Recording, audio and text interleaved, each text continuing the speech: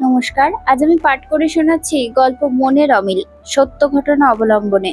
আমার যখন 14 বছর বয়স, তখন 39 বছর বয়সের একজনের সাথে আমার পরিবার আমাকে বিয়ে দেয়, তাও আমার ইচ্ছের বিরুদ্ধে। এবার আসি আমাদের পরিচয়। আমি শাওলা, ছদ্মনাম। যার সাথে আমার বিয়ে হলো সে আনিসুর রহমান, ছদ্মনাম। সে একটি প্রাইভেট ব্যাংকের ম্যানেজার। আমি যখন ক্লাস 6-এ পড়ি, তখন থেকেই তার আমাদের বাসায় আসা যাওয়া, যার ফলে আমাদের সাথে তার অনেক ভালো একটা সম্পর্ক গড়ে ওঠে। এভাবেই তার আমাদের বাসায় আসা যাওয়া চলছে। সবার সাথে অনেক ভালো একটা সম্পর্ক তৈরি হয়। আমি যখন ক্লাস 8-এ পড়ি, তখন তার ব্যাংকের একটি হিসাব গরমিল হয়, যার জন্য অনেক বড় অঙ্কের টাকার প্রয়োজন হয়। কিন্তু তখন তার কাছে ওই পরিমাণ টাকা ছিল না।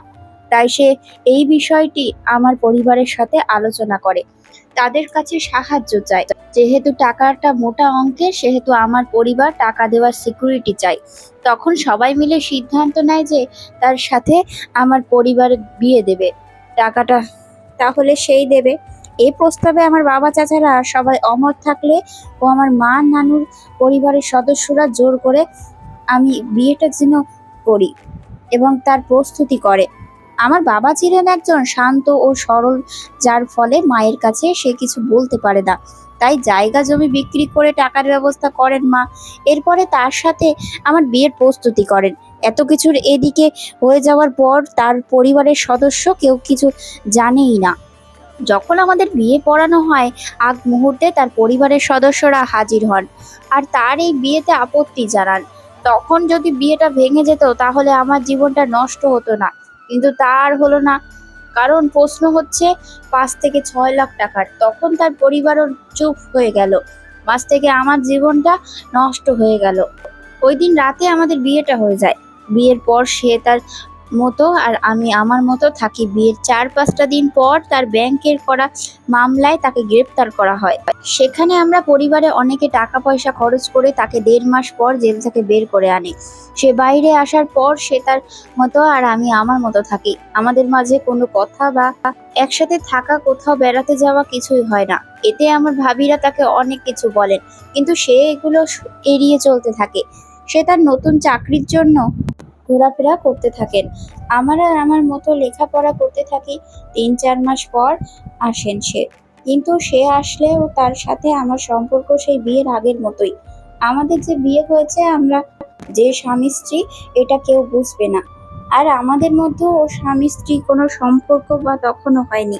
এর মধ্যে যে নতুন চাকরি পায়, সেখানে জয়েন করে। তার সে আমাদের বাসায় আসলে আমার ভাবিরা তাকে নানানভাবে বুঝাতে থাকে, কিন্তু এতে কোনো ফলাফল হয় না। সে তার মতো আমাকে এড়িয়ে চলতে থাকে। এভাবেই চলে যায় 1 বছর 6 মাস। এরপর একদিন আমার পরিবার, তার কাজিন ও ভাবিরা মিলে তাকে ও আমাকে তাদের বাসায় যেতে দাওয়াত দেন। আমরা যখন তাদের বাসায় যাই, তখন তার ভাবি আমাকে ও তাকে একসাথে ঘুরতে পাঠান। এরপর সে আমি একটা রিক্সা নিয়ে ঘুরে, কিন্তু রিক্সায় এমনভাবে বসেন যে কেউ দেখলে মনে করবে সে আমার অপরিচিত কেউ। কেউ বলবে না আমার স্বামী স্ত্রী। এভাবে ঘুরি, তার ভাইয়ের বাসায় ফিরি। রাতে আমাদের একসাথে থাকতে দেওয়া হয়। বিয়ের 1 বছর 6 মাস পর এই প্রথম আমরা একসাথে থাকি। এই প্রথম তার সাথে আমার থাকা। ও বাসায় ওই দিন থাকার পর আবার আমরা আমাদের বাসায় ফিরে আসি। বাসায় ফিরে সে তার চাকরির ওইখানে চলে যান। আমি আমার মতো পড়াশোনা করতে থাকি। এভাবে চলতে থাকে আমাদের স্বামী স্ত্রীর সম্পর্ক। সে 3-4 মাস পর পর আসে, এসে 1 দিন 2 দিন পরে আবার চলে যায়। হঠাৎ করে আমি বুঝতে পারি যে আমার মাঝে অনেক পরিবর্তন আসে। ঠিক মতো খেতে পারি না, খেলে বমি করে ফেলি। এভাবে কিছুদিন যাওয়ার পর পরীক্ষা করে বুঝতে পারি আমি প্রেগনেন্ট। এভাবে চলতে থাকে। কিন্তু প্রেগনেন্ট অবস্থায় স্বামীর যে একটা কেয়ার করা, খোঁজ নেওয়া, তার কিছু তার কাছে আমি পাইনি। আর একটা কথা বলে রাখা ভালো, আমার যত প্রকার খরচ ছিল তা সবটা আমার পরিবার বহন করতেন। সে কখনো কোনো খরচ দিতেন না, এবং কি তার বাচ্চা হওয়ার সময় হসপিটাল বিলটা আমার পরিবার বহন করেন। আল্লাহর রহমতে ও সবাই দোয়ার আমি একজন কন্যা সন্তানের মা হই। কিন্তু তখন আমি আমাদের বাসায় থাকি। এতদিনেও আমি আমার শ্বশুর বাড়িতে যাওয়ার কোনো সুযোগ পাইনি। সে তার বাসায় আমাকে নেননি। এর জন্য আমারও আমার পরিবারের সদস্যের অনেক কথা শুনতে হয় পাড়া প্রতিবেশীদের কাছে। আমার ভাবিরা তাকে অনেক বোঝানোর পর সে তার মত চলতে থাকে। তার কোনো দায়িত্ব পালন করে না, মেয়ের খরচ দেন না। এই নিয়ে তার সাথে অনেক ঝগড়াঝাটি লেগেই থাকতো। মেয়ের বয়স যখন 1 বছর তখন ঝগড়ার পর সেই কাজের ওইখানে বাসায় নেই। এরপর আমরা একসাথে থাকি, কিন্তু তার বয়স ও আমার বয়সের অনেকটা তফাৎ থাকায় কিছুতেই তার চাওয়া পাওয়ার সাথে আমার চাওয়া পাওয়ার মিল হয়ে ওঠে না, যা নিয়ে তার আর আমার মাঝে প্রায় কথা কাটাকাটি হয়েই থাকে। আমার মেয়েটা একটু বড় হওয়ার পর হঠাৎ করে আমার অজান্তে আমি আবারও প্রেগনেন্ট হই। এই অবস্থায় ঝগড়াঝাটির মাঝেই চলছে আমাদের মনের অমিল সংসার। এরপর আমি আবার আরো একটা ফুটফুটে একটি মেয়ের মা হই।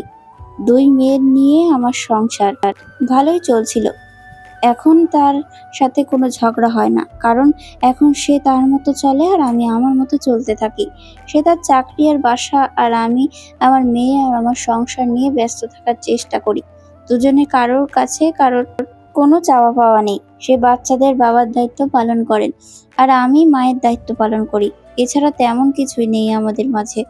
আমরা যে স্বামী স্ত্রী তা আমাদের কারোর মধ্যে এখন আর নেই। আমরা এখন শুধু আমাদের সন্তানদের বাবা মা, এর বেশি কিছু না। এভাবে অনেক ভালো চলছে একাকিত্বের জীবন। তবে হ্যাঁ, আরও একটি কথা বললেই নয়, তার বেতন কিন্তু মোটা অঙ্কের। যেহেতু সে ব্যাংকের ম্যানেজার, কিন্তু তার বেতন মোটা অঙ্কের হলেও সে প্রয়োজনে বেশি অর্থ কখনো আমাদের বা আমাদের সন্তানদের জন্য সঞ্চয় করেনি। সে সব টাকা পয়সা বাসায় ভাই বোনদের দেন। আমি যদি কখনো আমাদের সন্তানের কথা বলি, তার একটাই কথা, আমার ভাই বোনেরা আমার সন্তানদের ঠকাবে না। এর মধ্যেও তার চাকরি বদলি হয়ে অন্য জায়গায় নিয়ে যায়, কিন্তু মায়েদের পড়াশোনার দোহাই দিয়ে সে আমাদের এখানেই রেখে একা থাকতে শুরু করেন। সবকিছু ভালো চলছিল, হঠাৎ তার ডায়াবেটিস ধরা পড়ার পর ডাক্তার তাকে অনেকগুলো টেস্ট করতে দেন। টেস্টগুলি করার পর রিপোর্ট নিয়ে যান ডাক্তারকে, দেখানো হয়। তখন ডাক্তার টেস্টের রিপোর্ট দেখে বলেন সে তার পুরুষত্ব একেবারে হারিয়ে ফেলেছে। কিন্তু এরপরও আমি এটা নিয়ে কোনো কিছু বলিনি, এটাকে আমার ভাগ্য মেনে নিয়েছি। কিন্তু এটা শোনার পর থেকে শুরু হয় তার খারাপ ব্যবহার। মাসে যে 2-1 দিনের জন্য আসে তখনই শুরু হয় খারাপ ব্যবহার, গালিগালাজ, বাজে কথা ইত্যাদি ইত্যাদি। এখন আর তার এই বাজে ব্যবহার নিতে পারছি না। আরো একটি কথা বলতে ভুলে গেছি, এত কিছুর মধ্যেও আল্লাহর রহমতে ও সবার দোয়ায় আমি অনার্সটা সম্পূর্ণ করি। জানি না সামনে কি করব। মাঝে মাঝে মনে হয় আলাদা হয়ে যায়, কিন্তু যখন মেয়েদের কথা ভাবি তখন আর মন সায় দেয় না। কারণ বাবার ছায়া ছাড়া 2টা মেয়ে মানুষ করা এই সমাজে অনেক কষ্ট। তাছাড়া স্বামীর ছায়ায় আছি বলে এই সমাজদের কুকুরদের নজর থেকে বেঁচে আছি। নয়তো এ সমাজে কুকুরের অভাব নেই। কখন কোথায় থাবা মেরে বসে জানি না তো আর। খারাপ হোক আর ভালো হোক, একটা ছায়ার নিচে তো আছি। আমার মেয়েগুলো বাবা বলে ডাকতে পারছে, আলাদা হলে তো সম্ভব হবে না। তাই সবার কাছে দোয়া চাই, সবাই দোয়া করবেন আমার সন্তানগুলোর জন্য। ধন্যবাদ সবাইকে আমার গল্পটি সময় নিয়ে পড়ার জন্য। লেখকের কথা, সকল মা বাবাদের কাছে আমার একটাই অনুরোধ, আপনাদের মেয়ে বা ছেলেকে বিয়ে দেওয়ার আগে তার মতামত নিয়ে নেবেন। কারণ সারা জীবন তারা একসাথে থাকবে, আপনারা না। তাদের মধ্যে যদি মিল না থাকে তাহলে তারা সারা জীবন কিভাবে একসাথে কাটাবে? আরেকটি মূল্যবান কথা সবার মাথায় রাখা উচিত, তা হলো আপনার মেয়েকে বিয়ে দেওয়ার আগে একটিবার ছেলের বয়সটা দেখে নেবেন। একটা প্রাপ্তবয়স্ক লোকের কাছে যদি আপনার ছোট্ট বাচ্চা মেয়েকে দিয়ে দেন, তাহলে তার সাথে সে কিভাবে নিজেকে মানিয়ে নেবে বলেন তো? যখন ছেলেটি স্বামী স্ত্রী ভালোবাসা কি সবকিছু বোঝে, তখন মেয়েটি কিছু বোঝে না। আবার যখন মেয়েটি স্বামী স্ত্রী ভালোবাসা বুঝতে শেখে, তখন ছেলেটির বয়স শেষ পর্যায়ে। এমত অবস্থায় মেয়েটি তখন কোথায় যাবে? তার মনের কষ্ট কাউকে বলতে পারবে না। তাই সকল পরিবারের কাছে আমার অনুরোধ, মেয়েকে বিয়ে দেওয়ার আগে ছেলের বয়সটা একটু ভেবে দেখবেন। আর হ্যাঁ, সকল বড় কাকাদের বলছি, বুড়ো বয়সে কচি মেয়েদের না তোমার সাথে মানায় এমন একজনকে বিয়ে করো, সংসারে অশান্তি থাকবে না, আর পরকীয়াও অনেক কমে যাবে। সমাপ্ত। যদি গল্পটি তোমাদের ভালো লেগে থাকে অবশ্যই লাইক, কমেন্ট, শেয়ার করো। আর চ্যানেলটিকে সাবস্ক্রাইব করে রেখো এরকম সুন্দর সুন্দর গল্পের জন্য। ধন্যবাদ সবাইকে।